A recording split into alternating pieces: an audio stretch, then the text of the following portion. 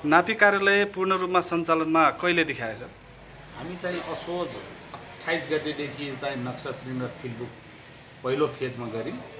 त्यसपछि कम्प्युटर र हामीसँग प्रिन्टर थिएन, हामी एक-एकवटा कम्प्युटर र प्रिन्टर र सिओ सुचारू गऱ्यौँ।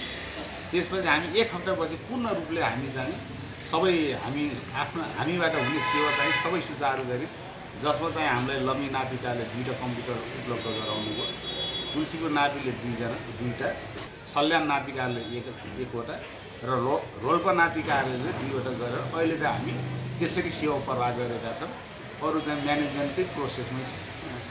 अब यो जलिसकेपछि के कस्ता अप्ठ्याराहरू पार गर्नु पर्यो सर कार्यालयले? अब मेन त पहिलो कुरा स्थापना गर्न नै समस्या भयो। हामीसँग कुनै पनि फर्निचर, कुनै पनि कम्प्युटर न प्रिन्टर हामीसँग केही पनि थिएन र हामीले चाहिँ सुरुमा चाहिँ सरसफाइ गऱ्यौँ र नेटवर्किङ पनि अहिले हामी टेम्पोरेरी गरेका छौँ।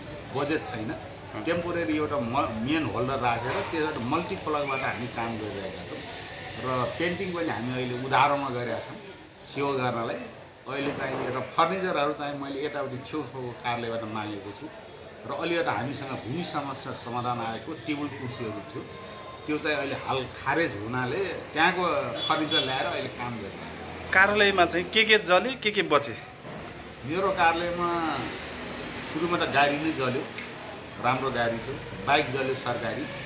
त्यसपछि टेबल कुर्सी कुनै पनि रहेन, कम्प्युटर 40वटामा कुनै पनि रहेन, प्रिन्टर 25वटा थियो त्यो कुनै पनि रहेन, इन्भर्टर थियो, इन्भर्टरको ब्याट्री पनि सबै खरानी भयो र भवन पनि पहिलो तल्लामा पुरै ध्वस्त भयो र दोस्रो तल्लामा चाहिँ जलिरहेको थियो। मैले चाहिँ पछि डम्परको व्यवस्था भएर हामी चाहिँ निभाउन सफल भयौँ र हामीसँग नक्सा फिल्डबुकहरू सुरक्षित हुन गयो। त्यसो भए अब कार्यालय सञ्चालन पनि गर्नुभयो, अब फर्निचरहरू सबै कुरा कम्प्युटरहरू पनि मागेर चाहिँ काम चलाइराख्नु भएको छ। अबको चुनौती समस्याहरू के छन् सर? अब भनेको हामीले मेन कम्प्युटर र प्रिन्टरकै हो, राज्यको सम्पत्ति हो, राज्यले व्यवस्था गर्नुपर्छ, नभए हामी कुन हिसाबले गर्ने। अहिले त हामी तत्कालै सेवा गर्नको लागि हामी छेउछाउको कार्यालयबाट सहयोग मागेर गरेका छौँ। पछि व्यवस्थापन हुन्छ, व्यवस्थापन गर्छु नै भनेको छ र भवन कार्यालयले भवनको चाहिँ हाम्रो इस्टिमेट गरिराख्नु भएको छ, सायद उहाँहरू बनाउनुहुन्छ।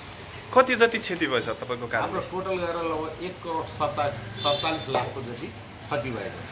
अहिले चाहिँ के सेवाहरू सुचारू भए? हामी नापी कार्यालयबाट सेवा हुने सबै सेवा हामी सुचारू गरेका छौँ र हाल चाहिँ नेपाल अधिराज्यभरि नेपाल सरकारले किटा कार्ड रोकेको हुनाले किटा कार्ड चाहिँ रोकिएको छ। सायद मलाई लाग्छ भोलिको क्याबिनेटबाट किटा कार्ड 1 वर्षलाई खुलाउने भनेर डिसिजन आउन सक्ने सम्भावना छ।